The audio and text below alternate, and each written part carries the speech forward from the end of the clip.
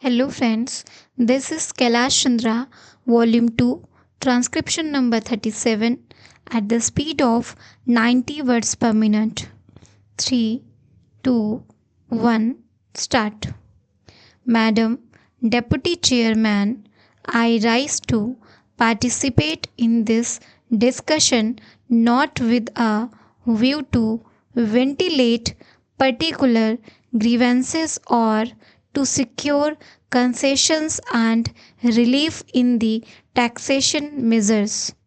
I am one of these who believe that there is no justification for additional taxation unless the conditions laid down by the Taxation Inquiry Commission are complied with. It was a commission presided over by no less a person than Dr. John Mathai, one of our illustrious finance ministers, and it laid down that there was no justification for any additional taxation unless we complied with 2 or 3 conditions.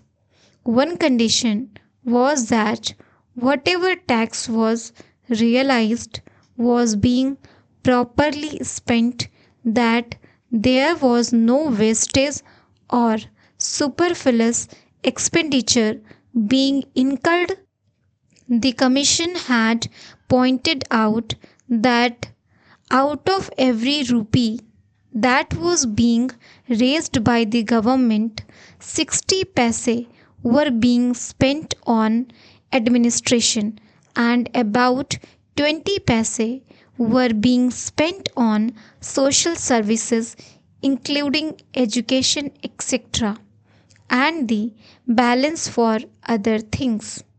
Another was that whatever tax was being imposed should be realized before we brought out measures for fresh taxation. They also had suggested that there was sufficient room for economy in all the ministries and departments, and effective steps should be taken forthwith to enforce the maximum possible economy in government expenditure. Now we have before us this audit report for 1961-62, which was presented to the Lok Sabha on the 6th June and which came to my hands last night, and I have not been able to study it. I find that during the last 5 years we have imposed additional taxation, and at the same time our revenue expenditure has gone up by about rupees 42 crores. So on the one hand we say that we are raising this money, these taxes, for the implementation of the plan, and for that reason every chief minister and ministers go about saying that we want money for the implementation of the plan. But what are the facts? We find that the money that has been raised is being used for administrative purposes. So it is not correct to say that. On the other hand, it is not proper, because you must know that no plan, however well balanced and well thought out it may be, can be implemented in a democratic setup unless you can enthuse the people. We have been depending either on foreign aid or on indirect taxation, or deficit financing.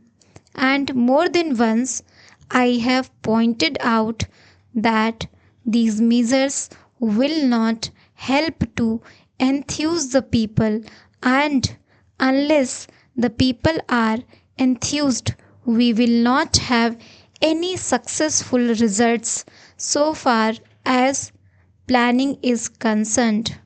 Now, it is necessary, it is time that we should take stock of the situation, for we have had 14 years of freedom and 12 years of democratic rule and of planned economy. What are the results? I am not one of those who minimize our achievements. We have had some achievements which are remarkable, of which we can be proud. We have had 3 general elections, and we can be proud of all this. But it is equally true that the expectations of the people remain mostly unfulfilled. They remain unrealized. What are the expectations of the people? They wanted an adequate supply of drinking water.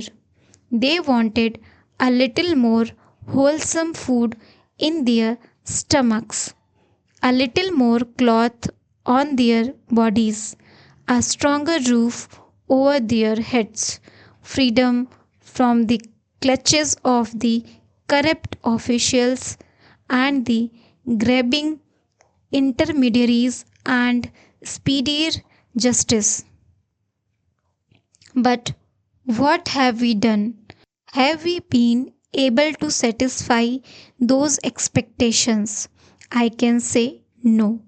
Even in the third 5-year plan, we find that all the villages have not been provided with adequate supply of drinking water. And as for food, only the other day the finance minister himself admitted in the other house that there was adulteration of foodstuffs all round. No only that, a former health minister admitted in the house that it was difficult to get any article of food unadulterated. Then what is the use of talking about pure food articles and of other health facilities when the people are getting articles which are good as poison? They are injurious to health.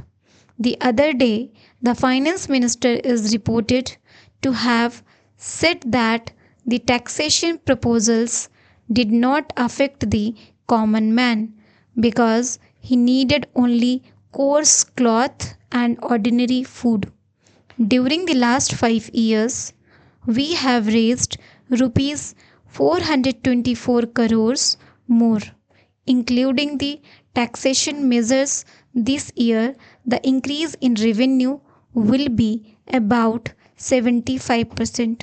Since 1956, we have raised additional taxation to the tune of 75%, and during the 5 years preceding this year, the revenue expenditure has gone up by 85%.